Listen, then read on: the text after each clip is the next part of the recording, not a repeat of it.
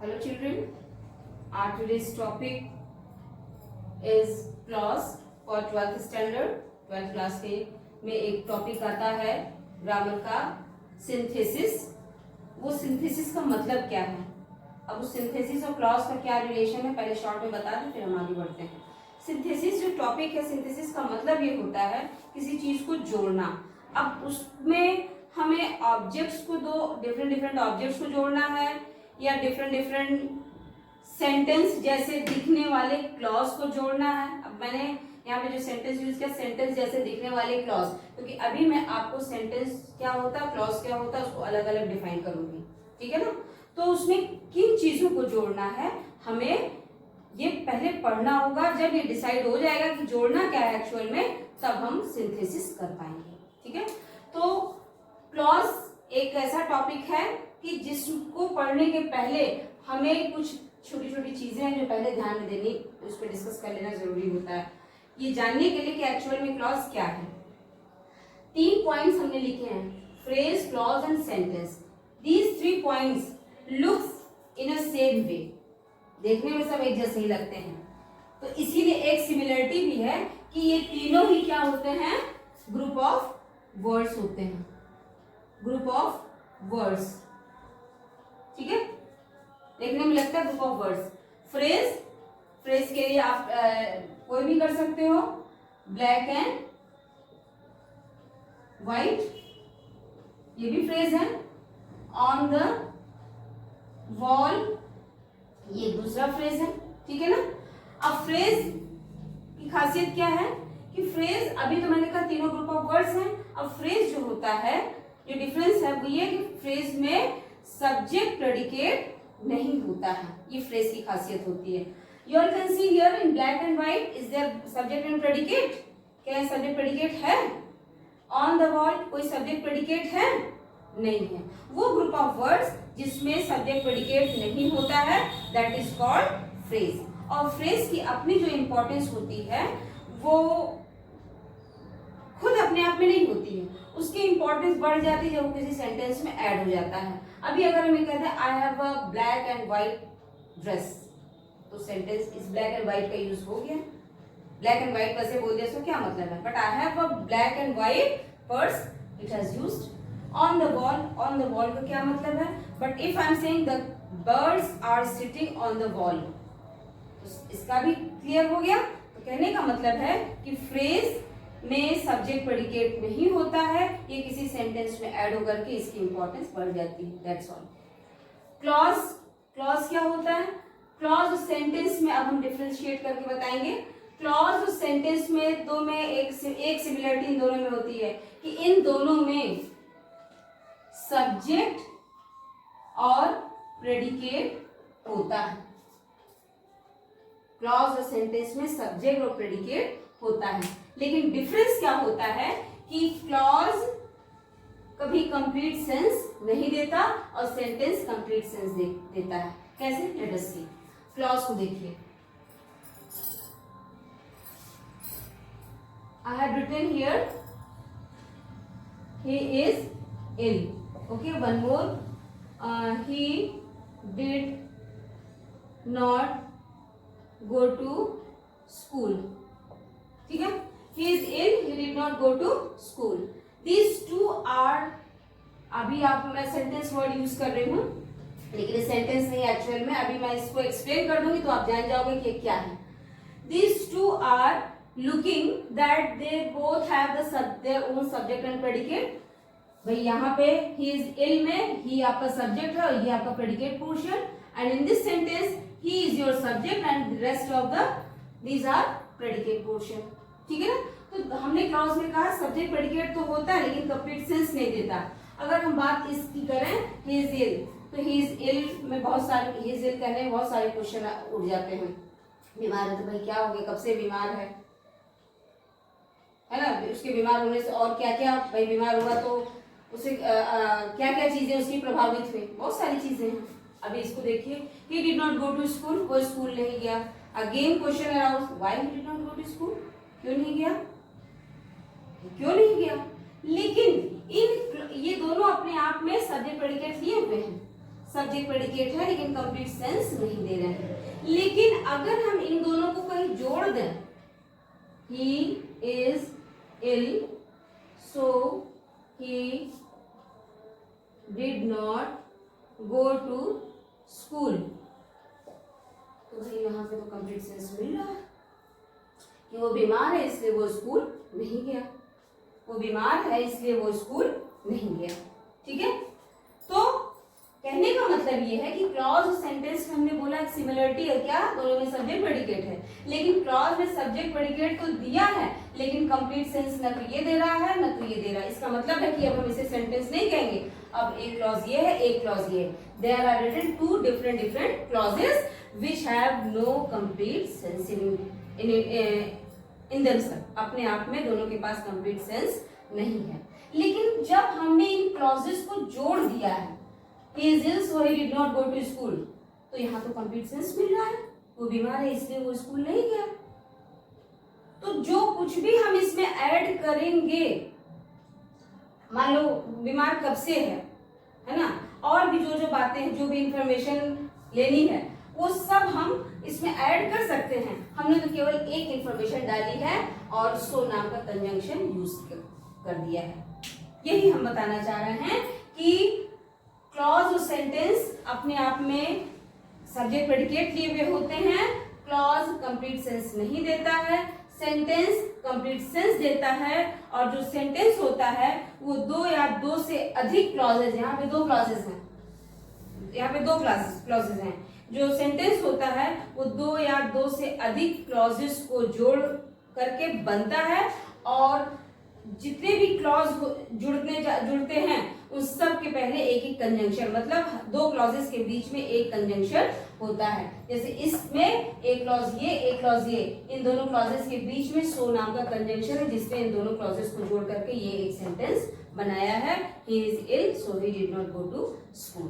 तो क्लॉज का जो ये फॉर्म है, जो ये लुक दिखाई दे रहा है, ये किस किस रूप में आता है, इस क्लॉज को क्या कहेंगे, इस क्लॉज को क्या कहेंगे, इसके लिए हम क्लॉज के टाइप्स पर आते हैं। क्लॉज के थ्री टाइप्स हैं।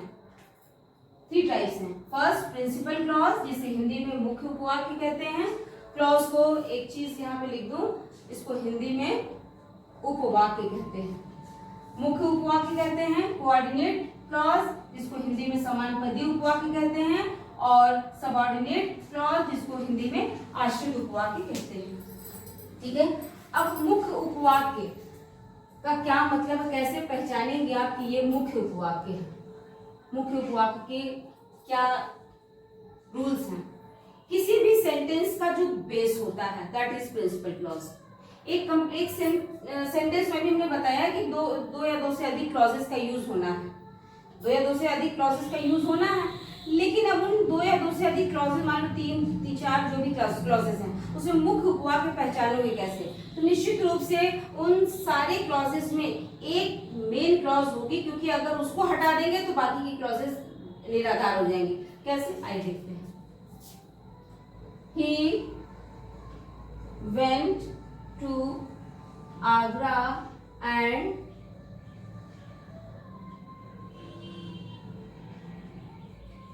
saw the Taj। ठीक है, अब देखो ये एक्चुअल में दो डिफरेंट क्लॉज है बच्चों। ये एक क्लॉज ये है, he went to Agra and he saw the ताज। ये तो अलग अलग क्लॉजेस हैं। इन दो क्लॉजेस को एंड नाम के कंजंक्शन से जोड़ करके हमने एक सेंटेंस का रूप दिया है। अब हमको पता करना प्रिंसिपल क्लॉज कौन सा है। हमने अभी कहा कि प्रिंसिपल क्लॉज वो होता है जो एक सेंटेंस का बेस होता है, उसको हटा दिया तो बाकी सेंटेंस का कोई मतलब नहीं। जैसे he went to Agra and saw the Taj में कैसे तुम जानोगे कि कौन सा है? भाई आगरा में ताजमहल देखना कैसे पॉसिबल हुआ? जब वो गया वहां पे, जब वो गया। ठीक है, तो इसलिए ही वेंट टू आगरा आपका प्रिंसिपल क्लॉज है। प्रिंसिपल क्लॉज अपने आप में सेंटेंस का बेस होता है, और ये चीज प्रैक्टिस से ही आएगी बच्चों। और केवल ये देख करके कि कंजंक्शन के पहले दिया हुआ है तो ऐसा नहीं होना चाहिए। ठीक है ना, बस आपको ये पता करना है कि सेंटेंस में उसका स्थान क्या है, उसका स्थान बेस होता है, उसी से पता चलता है एक्चुअल में मेन एक्टिविटी क्या हुई है। इस सेंटेंस में आप देख रहे होंगे कि यहाँ एक्टिविटी तो दो हुई है, जाने की और देखने की, लेकिन ये देखने वाली एक्टिविटी तभी पॉसिबल हुई है जब ये जाने वाली एक्टिविटी हुई है। देखना तब पॉसिबल नहीं होता ताजमहल को अगर आगरा जाने का जिक्र नहीं होता। तो इस तरह से प्रिंसिपल क्लॉज है, और ये चीज बच्चों प्रैक्टिस से ही समझ में आएगी। इस पे और सारे प्रैक्टिस आप कीजिए एक्सरसाइज से, तभी ये क्लियर होगा, इसको आप पकड़ पाएंगे। कोऑर्डिनेट क्लॉज, कोऑर्डिनेट क्लॉज क्या होता है? किसी भी सेंटेंस में समान पदीय, समान पद वाला, मतलब वो बिल्कुल प्रिंसिपल क्लॉज के पैरेलल होता है। पैरेलल का मतलब है कि जैसे प्रिंसिपल क्लॉज सेंटेंस में अपना एक अहम रोल रखता है, ठीक उसी तरह से कोऑर्डिनेट क्लॉज भी अपना एक अहम रोल रखता है, और दोनों फिर जोड़ करके एक सेंटेंस बनाए जाते हैं। कैसे? जैसे यही सेंटेंस अभी मैंने जो लिखा था, he went to Agra and saw the Taj, ये लिखा था कंप्लीट सेंस। एक्चुअल में हमारे जो क्लॉजेस थे वो क्या थे? ही वेंट टू आगरा था और ही सॉ द ताज था, ठीक है, यही था। आप इस सेंटेंस में देख सकते हैं he went to Agra and he saw the Taj, ये अपने आप में स्वतंत्र हैं। दोनों की एक्टिविटी, एक है जाने की एक्टिविटी, एक देखने की एक्टिविटी। भले ही ताजमहल देखने का काम आगरा जाने की वजह से ही हुआ है, वो अलग बात है, लेकिन अपने आप में ये स्वतंत्र, ये दोनों स्वतंत्र हैं। अब ये मुख्य उपवाक्य तो है ये, लेकिन ये हमने कहा ये कोऑर्डिनेट या समानपदी उपवाक्य क्यों है? क्योंकि ये अपने आप में इसका ये अपना अर्थ प्रकट करने के लिए इस पर डिपेंड नहीं है। तो जो कोऑर्डिनेट क्लॉज होता है, कोऑर्डिनेट क्लॉज अपना अर्थ प्रकट करने के लिए प्रिंसिपल क्लॉज पर आधारित नहीं होता है। प्रिंसिपल क्लॉज मुख्य उपवाक्य हमने कहा जो बेस होता है, और कोऑर्डिनेट क्लॉज के लिए हमने कहा समान पदीय, ये भी प्रिंसिपल क्लॉज की तरह से ही इसका अपना अस्तित्व होता है। ये प्रिंसिपल क्लॉज पे डिपेंड नहीं होता है, ठीक है ना।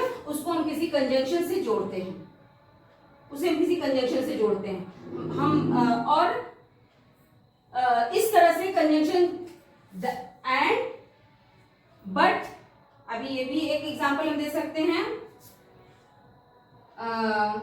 बट या yet he is poor yet he is honest, वो गरीब है फिर भी वो ईमानदार है, ठीक है। तो अब ये गरीब होना और ईमानदार होना दोनों अलग अलग चीजें हैं ना, लेकिन इस सेंटेंस में ये प्रिंसिपल क्लॉज इसलिए होगा क्योंकि जो बात कही जा रही है उसमें उसके ईमानदार होने में कोई बड़ी बात नहीं है। ईमानदार होना एक अलग क्वालिटी है, लेकिन उसकी ईमानदारी पर फोकस इसलिए किया जा रहा है क्योंकि यहाँ ये बात कही है वो गरीब है फिर भी ईमानदार है, गरीब है फिर भी, इसलिए उसकी ईमानदारी पर ज्यादा ध्यान जा रहा है, ठीक है। दोनों अलग अलग चीजें हैं, लेकिन ये इसलिए ये बेस हुआ कि वो गरीब, उसकी गरीबी, उसका गरीब होना ही उसकी उस बात पर फोकस किया जा रहा है, वो गरीब है फिर भी वो ईमानदार है, इसलिए ये आपका प्रिंसिपल क्लॉज हुआ। और ये भी स्वतंत्र है अपने आप में, ये कोऑर्डिनेट है, और यहाँ पे एक येट नाम के कंजंक्शन की वजह से ये जुड़ा हुआ है। हम आपको अपने दूसरे वीडियो में कंजंक्शन जो कोऑर्डिनेट क्लॉज के पहले यूज होते हैं उसके बारे में हम डिटेल में बताएंगे, अभी केवल इतनी जानकारी दे रहे हैं। फिर हम आते हैं सबऑर्डिनेट क्लॉज। जो सबऑर्डिनेट क्लॉज होता है, लिखा हुई है हिंदी में आश्रित उपवाक्य। सबऑर्डिनेट क्लॉज ये एक आश्रित उपवाक्य है, किसी सेंटेंस में ये प्रिंसिपल क्लॉज जो होता है, मुख्य उपवाक्य जो होता है, उस पर ये आश्रित होता है अपना अर्थ प्रकट करने के लिए। कैसे? देखिए,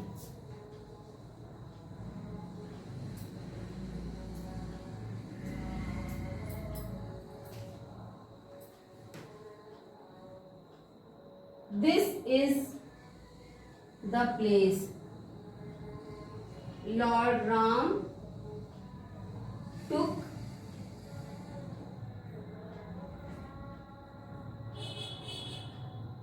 birth here। दो क्लासेस हमने लिखे, this is the place.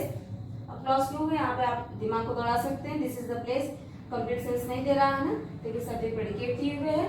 Lord Ram took birth here, Lord Ram took birth here subject predicate है, लेकिन केवल इतना कह देने से Lord Ram took birth here से इस बात की स्पेशलिटी, किस जगह की बात हो रही है, बर्थ हियर, ये क्या है वो, ठीक है, वो कंप्लीट सेंस नहीं मिल रहा है। लेकिन इसको अगर हम ज्वाइन कर देते हैं तो क्या होगा,